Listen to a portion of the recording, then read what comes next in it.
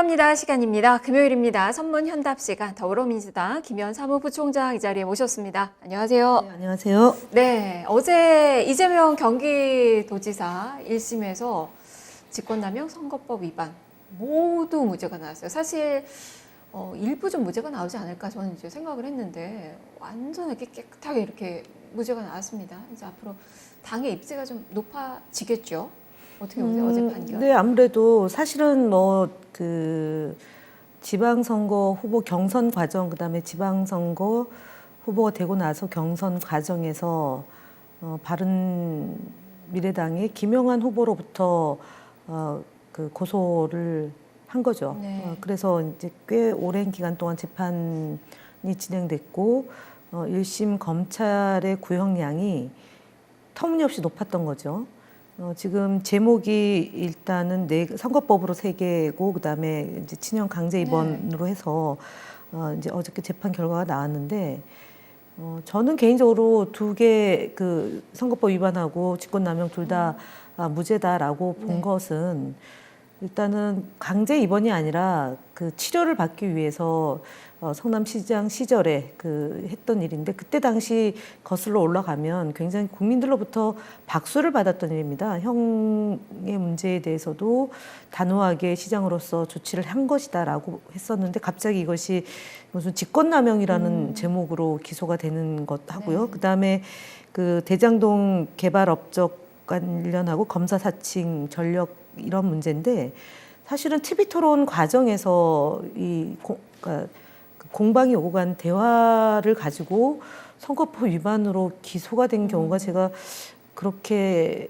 기억에 없습니다. 사실은 그러니까 좀 사실관계에 부합되지 않은 주장을 할 수도 있어요. 근데 그것이 TV 토론이라는 하나의 그 매체를 통해서 나가는 거고 그래서 어쨌든 무리한 기소에 대해서 재판부가 무죄 선고를 했는데 지난 이제 검찰 기소 단계에서 그 당에 부담이 된다고 해서 백의종군 하겠다라고 네. 본인이 선택한 것이고 최고위원회에서는 이제 추인을 한 것이죠. 그래서 1심 무죄가 선고가 됐기 때문에 본인이 어떻게 할 건지에 대한 판단을 가지고 이제 당에서 평가를 할 거고요. 그다음에 당내 입지나 아니면 국민들에서의 이재명 도지사에 대한 판단은 그동안 이제 뭐 가짜 뉴스도 많이 있었고 그다음에 경기도지사가 저희가 근 20년 만에 저희 소속 자치단체장이 된 거기 때문에 해야 될 산적한 현안이 많죠. 그래서 도정의 공백도 걱정을 많이 했는데 이후에 어쨌든 지난 선거 때 공약했던 많은 과제들을 좀 차질 없이 그리고 속도 있게 진행할 수 있는 계기가 되지 않았나 싶습니다. 네, 일단 그동안에서 이제 민주당에서 백의종군 하셨고 이제는 정말 의혹을 싹 털었기 때문에 앞으로의 또 행보가 또 많이 주목이 되고 있는데 지금 1심이에요. 뭐 앞으로 또 남아있고 검찰은 지금 불복해서 항소를 한다고 하고 항소심에서 이게 바뀔 가능성은 없는 건가요? 제가 볼 때는 뭐 크게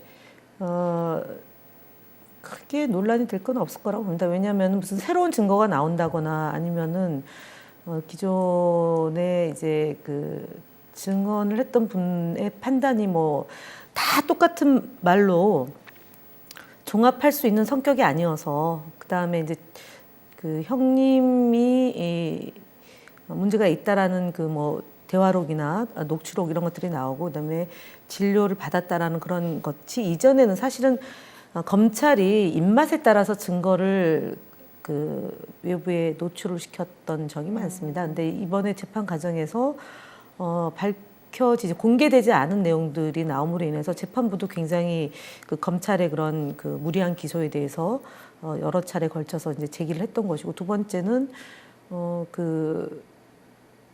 제출하지 않은 자료들을 재판부에서 제출토록 해서 이재명 도지사 측이나 변호인단이 그걸 꼼꼼히 살펴봤던 게 있기 때문에 결정적인 검찰이 무슨 스모킹건이라고 얘기하는 그런 것이 없는 한 뭐 제가 볼 때는 1심 결과가 뒤집힐 확률은 거의 없다라고 봅니다. 상당히 검찰에서 이제 강하게 수사를 했는데 그럼에도 불구하고 이렇게 이제 결과가 나와서 이제 크게 항소심 결과가 바뀔 가능성은 또 다들 뭐 없는 것으로 또 많이 법적으로도 좀 보고 있는 것 같더라고요.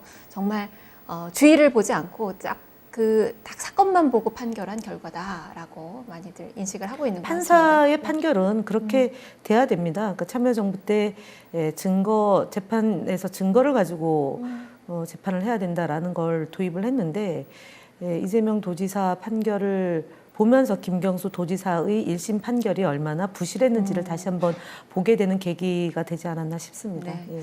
자, 다른 이야기를 좀 해보죠. 지금 인터넷을 뜨겁게 달구고 있는 게 검색어 아침에도 보니까 김연아 의원 또 막말입니다. 뭐 한센병 얘기가 나왔어요. 지금 정치권이 발칵 뒤집혔는데 뭐 지금 뭐 나경원 원내대표의 저도 처음 듣는 뭐 달창 이런 발언도 있었고 뭐 이정희 대표 같은 경우도 뭐 사이코패스 뭐 이런 이야기도 했고 이렇게 정치권의 막말이 계속 됩니다. 이건 어떻게 보세요? 일단은 이정미 대표가 적절했는지에 대한 뭐 판단은 국민들이 하면 될 네. 거라고 보고 사이코패스다라고 얘기한 게 아니라 사이코패스 수준이라고 얘기를 했죠. 왜냐하면은 5.18 그 망언에 대한 징계 절차도 제대로 안 밟고 있는 거고요. 그다음에 그 징계를 받은 김순례 의원이나 김진태 의원에 대해서는 시간을 끌다가 미적미적하다가 솜방망이 처분을 했지 않습니까? 네. 그럼 지금 가장 중요한 것은 이제 의원총회를 열어서 이 문제를 다뤄야 되는데 그걸 하지 않고 지난번에 5.18 그 강주에 대해서 그 지나치게 이제 폄훼하는 것에 네. 대해서 아무런 조치를 취하지 않고 5.18 그 참배를 하겠다고 하니 이제 정의당에서 대표가 그 사이코패스 수준이다라고 얘기했는데 그것이 적정한지 아닌지에 대해서는 뭐 찬반 양론이 있다고 보고 그러나 조금 과한 표현 아니냐라는 지적은 할 수도 있고 받을 수도 있다고 생각을 합니다.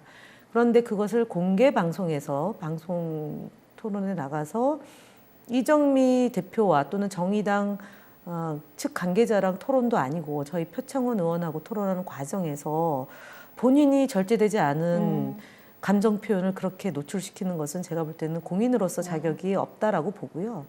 두 번째는 그 한센병을 앓고 있는 많은 그 환자들에게 그렇게 모욕을 줄 수 네. 있는지에 대해서도 정말 이분의 공인으로서의 자질이 심각하게 봐야 될 것이고요. 세 번째는 이 문제에 대해서 자유한국당이 대하는 태도가 굉장히 좀 이해나 납득이 안 되는 수준이다라고 봅니다. 그래서 종합해 보면 지금 나경원 원내대표의 극혐의 네, 혐오 정치, 발언. 네. 극혐 정치라고 저는 뭐 규정을 하고 싶습니다. 그 다음에 한교안 대표의 이 정말 뜬구름 잡는 식의 뭐 민생투쟁 대장정이라는 명명하에 국민과 투쟁하고 있습니다. 제가 볼 땐 그렇고 그다음에 부처님 오신 날 확장하지 않았죠. 네. 뭐 사실은 기본이 안 돼 있는 거라고 봐요. 청소차 또 그 올라가서 퍼포먼스 한 것도 그렇고 고발당하시고. 그래서 이렇게 지금 안팎으로 날이면 날마다 사고를 치고 있는 자유한국당을 저희 국민들이 어떻게 판단할지에 대해서는 뭐 여론조사로 반영이 되고 있는 거라고 보는데 여론조사가 지금 예. 오히려 이러면서 뭐 두 자릿수 격차를 확 네. 벌렸더라고요. 지금. 그래서 이제 마지막으로 드리고 싶은 말씀은 김연아 의원은 제가 볼 때는 정치를 하면 안 되는 분 같습니다. 그 정도의 절제력이 없고 흥분해서 대통령을 모욕 주고 이런 것을 하는 것은 제가 볼 때는 대한민국으로도 부끄러운 일인 거고요. 정치인으로서 그분이 바른정당으로 가겠다고 막 한동안 얼마나 소동을 피웠습니까? 그래서 국민들이 그 자유한국당 출신 안에도 조금 좀 이렇게 뭐랄까 합리적인 분이 있구나라고 했는데 그것을 거의 한순간에 걷어차는 정도가 아니라 대통령을 그 모욕 주고 그 아픈 분들을 또 상처 주고 네. 이런 정치는 퇴출돼야 된다고 저는 말씀을 드리겠습니다. 네. 예. 한기안 대표 이야기가 나왔는데 내일 5.18 민주화운동 기념식에 또 참석을 한다고 합니다. 이거 네, 바람직하다고 보세요? 가시는 거야 말릴 재간은 없지만 일단은 뭐 한간에서는 우려를 하죠. 자극을 하기 위해서 그런 거 아니냐라는 사과도 건데. 안 돼 있는데 그 근데 폄훼 뭐 발언들. 네. 오겠다는 거 말릴 수는 없을 것 같고 얼마 전에 그 유시민 노무현재단 이사장이 말 걸지 말 것, 그 다음에 눈 맞추지 말 것, 등 돌릴 것 이제 이렇게 얘기를 했지 않습니까? 그래서 재미를 좀 보는 것 같아요. 그런 식으로 해서 자극을 해서 강주 시민이 흥분해서 또는 뭐 돌출 행동이 나와서 그것이 계속 언론에 부각되면서 본인이 좀 피해자 코스프레를 하고 싶은 모양인 것 같은데 아마 이번에는 그런 일은 없을 거라고 저는 봅니다. 네. 시간이 뭐 얼마 남지 않았는데 한 가지만 좀 여쭤볼게요. 일단 그 오신환 의원이 바른미래당의 이제 새 원내대표로 선출이 됐습니다. 이제 사보임 당한 이 사보임 했던 이 오신환 의원이 되면서 이게 패스트 트랙 4당의 균열이 생기는 공조의 균열이 생기는 거 아닌지 지금 민주당에서는 상당히 좀 세법이 복잡하게 됐다라고 좀 반응들이 좀 나오는 것 같아요. 이거 말씀 좀 해주세요. 일단은 뭐 그 패스트트랙을 상정한다는 것 자체는 다양한 의견을 수렴하는 절차를 시작하는 거기 때문에 당연히 야당에서 이견이 나올 수밖에 없는 거죠. 어떻게 통일된 의견으로 딱 정리가 되겠습니까? 뭐 제가 볼 때는 국민들이 이 상황을 지켜보고 있기 때문에 그리고 총선을 통해서 평가가 되기 때문에 개별적인 의원들 또는 원내대표 새로 뽑힌 분들이 하루 이틀 상간에 무슨 의원 정수를 늘려야 된다라는 얘기도 하고 계시지만 네. 오신환 원내대표는 어쨌든 패스트트랙을 상정하는 데 의결 종족수는 5분의 3이지만 상정되고 난 뒤에 표결로 가는 것은 가반입니다. 그렇기 때문에 이것이 논의돼서 진행하는 것까지 뭐 크게 논란이 되거나 문제되지는 않을 거라고 보고요. 다만 정치인이 신의를 지키고 국민과의 약속을 저버리면 그 국민들이 버립니다. 그래서 지금 뭐 자유민주당은 자유한국당이구나. 자유한국당은 뭐 사과하라고 하는데 지금 정작 사과해야 될 것은 자유한국당이 선진화법을 무시하고 그다음에 회의 진행을 방해한 폭력 행위에 대해서 국민들 앞에 석고대죄를 해야 되는 거고요. 그리고 이 선거법에 대해서 그다음에 공수처법, 그다음 검경 수사권 조정과 관련된 국민 70~80%가 바라는 것에 대해서는 머리를 맞대고 논의를 하고 그 결과에 따라서 다수결의 원칙이 민주주의이기 때문에 다수결의 원칙에 따라서 승복하는 그런 것이 되지 않을까 싶습니다. 웅물에서 숭늉을 못 찾죠. 네. 그렇기 때문에 지금 패스트트랙으로 상정됐는데 정치권에서 갑론을박이 있는 것은 지극히 정상적인 진행 과정이다라고 봅니다. 과정의 진통이 뭐 상당하겠죠. 네, 그렇습니다. 알겠습니다. 말씀 잘 들었습니다. 네, 이렇게 김현 사무부총장 만나봤습니다.